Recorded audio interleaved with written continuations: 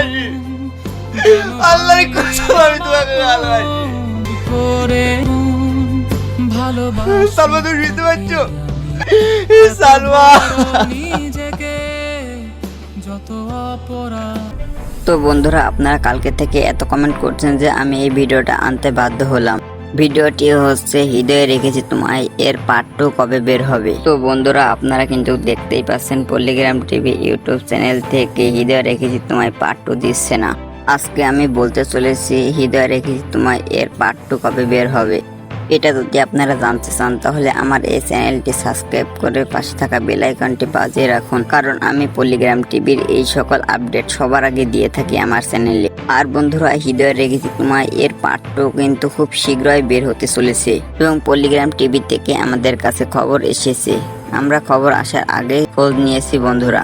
পল্লিগ্রাম TV হৃদয়ে রেখেছি তোমায় শুধু এই ভিডিওটাই করে না বন্ধুরা, আরো ভিডিও অভিনয় করছে, তাই এই ভিডিওটা দিতে একটু দেরি হয়ে যাচ্ছে।